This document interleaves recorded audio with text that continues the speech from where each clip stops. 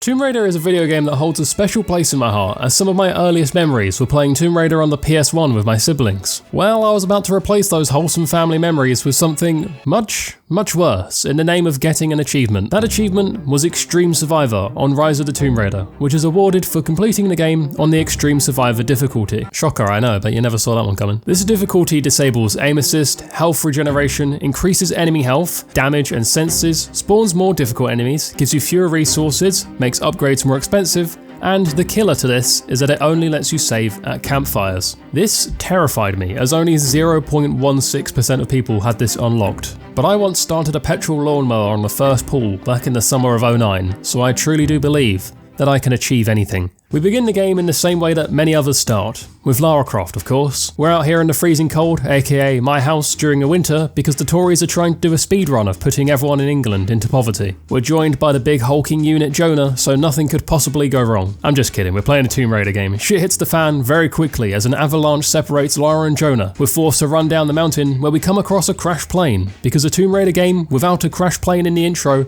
is rarer than a rugby player that asks for consent. We get buried by some snow and pass out, where we have flashbacks to a much warmer, but admittedly much less safe country for Lara to be showing that much skin, as it's somewhere in the Middle East. There's no combat encounters here, so the only thing that was challenged was my brain figuring out this simple puzzle. When we wake back up, we decide to go gather some sticks so we can make a fire and warm ourselves up. The devs said that with this reboot trilogy, they were trying to desexualize Lara a little bit, and they definitely achieved that here, as she's wearing a weather-appropriate thermal jacket, whereas back in the old games, she would have just been doing backflips in a G-string, not giving a single thought to the dangers of hypothermia. Like the video if you also wear G-strings in the snow. Anyway, from these sticks I also make a bow and go out to catch tonight's dinner. Here I would get my first test of what it's like to be shooting without aim assist, and let's just say I'm not exactly a natural. So, while I'm out here missing more than Ben Simmons trying to shoot a 3, I hear some commotion up ahead. Upon investigation, I discover the commotion was a bear having a snack on a couple of fellas. This initiates a chase sequence and I suffer my first death. Yes, this guy who is taking on the hardest difficulty in the game dies in the tutorial chase sequence. As much as I would enjoy to tell you this was a one-off and it doesn't get much more embarrassing than this, it does. It definitely does. We discover we're overlooking an old Soviet installation, but Lara doesn't even salute while singing the national anthem of the USSR, so I wasn't even sure I wanted to continue playing the game at this point if she didn't support communism. Soldiers have arrived and they're in my territory. Clearly my plan of pissing up all the trees earlier to assert my dominance hasn't worked. We slowly take them out one by one using stealth, and my first combat encounter was surprisingly a breeze. When playing on Extreme Survivor difficulty, stealth is your best friend, but as you'll see in some of the later encounters, stealth cannot always be used. We then make our way down the mountain, raiding some icy tomb on the way, and popping out on the other side, meeting a redhead, who's challenging Lara's status as the biggest cutie in this snow. You see, our real enemy here is not this redhead who's a native, it's Trinity. Lara is here following in her dad's footsteps to acquire something called the Divine Source. And no, surprisingly, the Divine Source is not Pedro Pascal. It's actually an ancient item that grants immortality to human beings. The only problem is that there's an army here called Trinity who is also looking for this Divine Source. So with that in mind, we make our way to the Soviet installation we saw earlier, taking out more of Trinity's soldiers as the game expands the enemy count, but it was nothing your boy couldn't handle. Eventually, we have to go loud for the first time, shooting a couple of lads who were torturing this poor fella. Unfortunately, he speaks Spanish, and my Spanish doesn't go further than C, so we leave him to bleed out. We then run into a group of Trinity soldiers, and among them is their leader, Constantine. We know he's the main villain because he proceeds to kill one of his own men in cold blood right in front of the others, just to show how much of a silly goose he really is. I would then get my first butt-clenching moment as I went loud on a room of guys, but Lara's need to clutch onto every single ledge nearly got me killed. Luckily, however, I clutched up, killed the last guy and found a campfire, so I could save the game. I'm not going to be showing you every campfire I find unless it's totally relevant, but just know at this point in the game they were quite generous, spawning every sort of 15 to 30 minutes, so it wasn't that bad. Now being in a more open part of the map, I went off and did some resource gathering, an optional tomb, a side quest which granted me a lockpick, and a little bit of dying too. Progressing further up, we come across a guy who's basically a B-Tech merchant from Resident Evil 4. However, not only did this dude not have an iconic voice line, he also clearly got hit hard by the recent inflation, as everything is way too expensive for me to afford right now. So after trekking through the snow for a little bit longer, I would find Mr. Constantine while peeking through his window, but unfortunately we got caught, knocked out and woke up tied to a chair opposite Lara's kind of stepmum Anna. Although Lara and Anna waking up opposite each other, both tied to a chair, sounds like the start of some kind of fanfic, the only erotic thing happening here would be when Constantine started choking out Anna to try and force Lara to answer her questions about the divine source. After Lara refuses to answer, it is then revealed in a huge mind-blowing plot twist that no one ever saw coming, that Anna is working for Trinity and is Constantine's sister. Lara, furious that the woman she thinks of like a mother has betrayed her, then does this.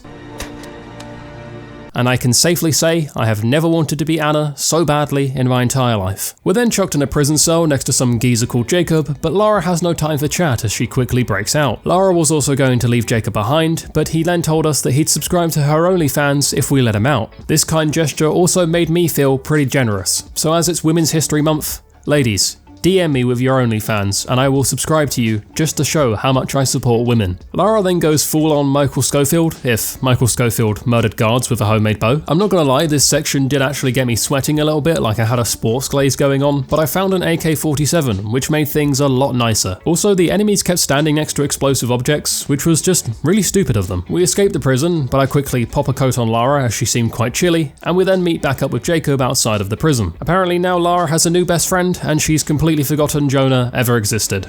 I mean, she didn't even try to look for him, bless him. We don't really get much peace, however, as we get chased by a helicopter because this is a Tomb Raider game, and get knocked unconscious into the water. When we wake up, Jacob has made us some French onion soup, and I'm not really sure how we got the ingredients for that out here in the middle of the snow, but it was a welcome change to the burnt rabbit we had been eating up until this point, because Lara has no culinary skills. We chat to Jacob about the divine source, and he invites me to his village to meet his people. Only problem is, it's a day's walk, and filled with many dangers like wild animals and bands of Trinity soldiers.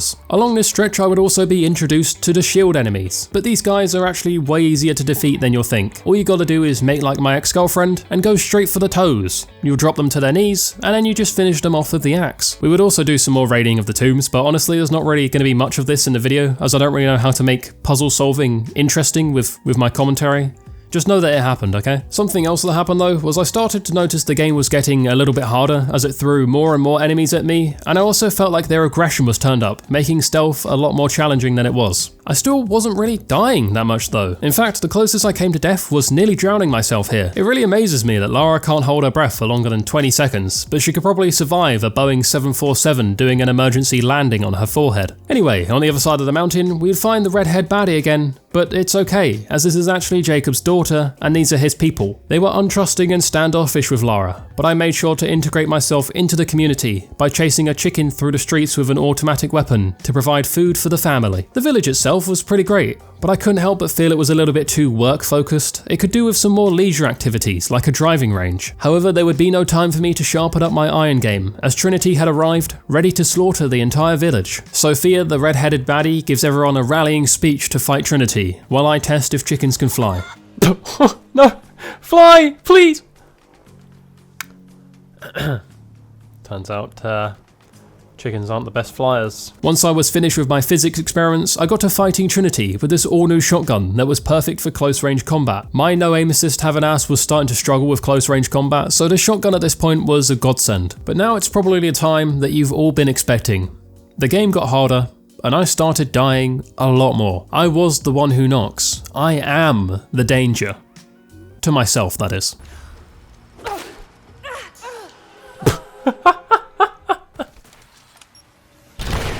Oh! Oh! Oh dear! Oh no! I wanted to stay up there. Oh! Excuse me? Oh, the save. Oh dear. Oh dear, couldn't save that one. I remember the game getting more difficult in the last half, but like, it's not even the fact that I'm dying in combat really, it's just me being a danger to myself.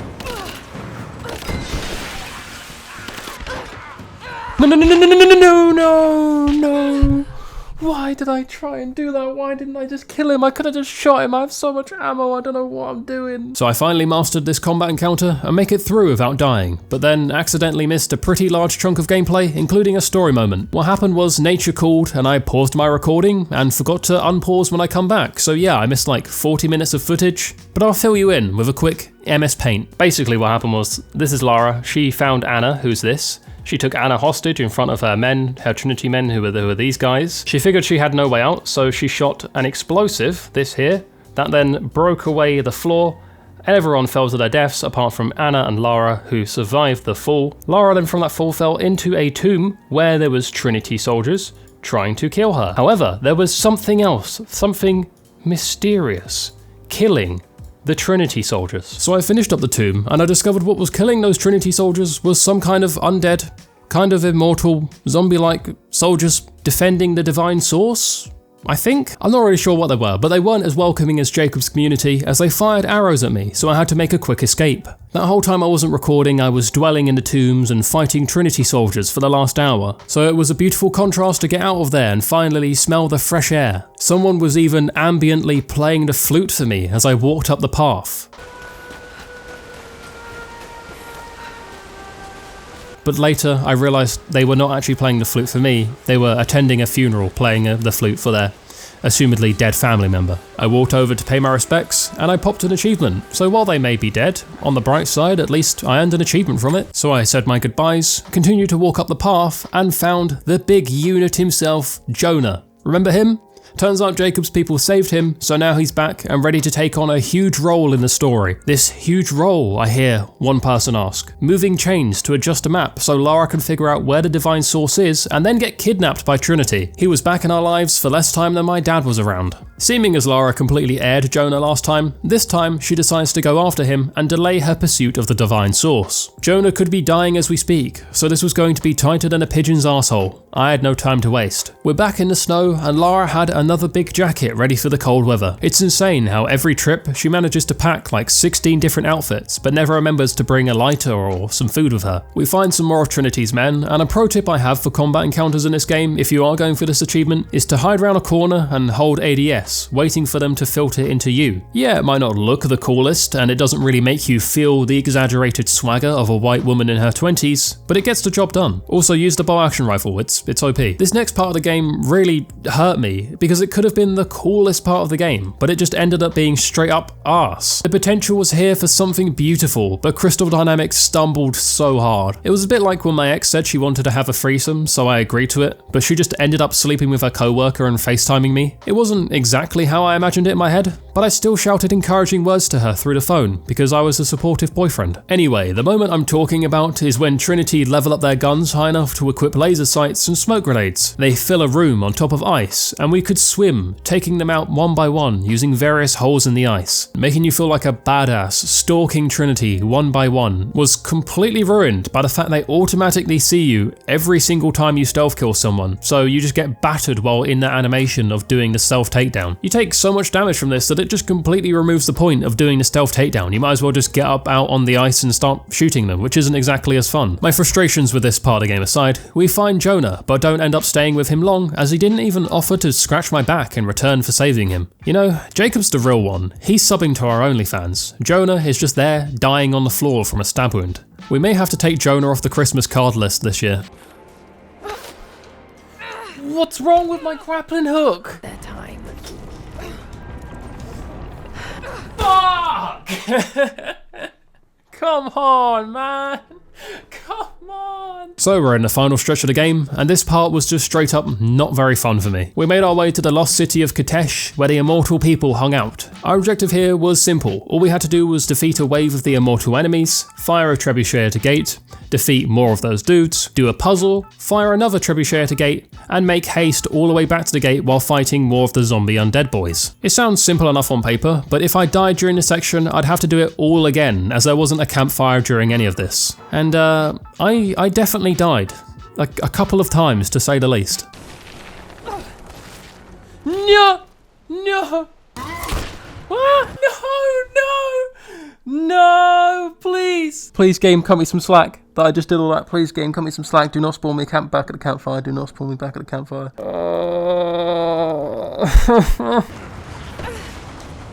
No, you cannot be fucking serious. You cannot be fucking serious. Did I not just get hit by a random meteor coming from space? Something's in the way.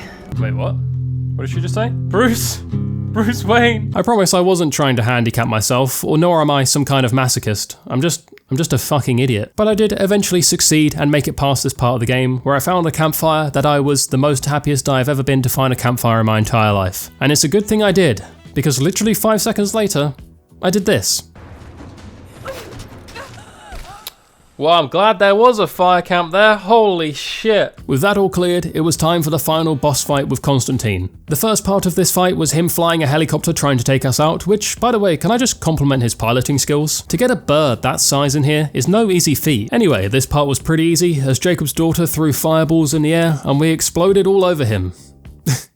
Pause, hang on. The second part was somehow even easier, as all we needed to do was sneak up behind him and hit him with our axe a few times, as he went all Tony Montana, spraying from the hip. I love this game, but this final boss fight sucks an exponential amount of toes. After multiple stab wounds with the axe, we managed to get him to drop down, and we were actually going to give him forgiveness and leave him here. But then he started talking major shit about our dead father, so I threw an old tin can at his head for saying those mean words. We eventually find the divine source, but Anna is also here, and she wants to keep it as she's dying. But we've come to the realization that humans aren't meant to be immortal, and it would ultimately do us more harm than good. We destroyed the divine source, finishing the game, making all of this ultimately pointless, but also popping the achievement we had been waiting for. Ultimate Survivor, finished the game on Survivor difficulty, but, that's not the one. That's the one, Extreme Survivor.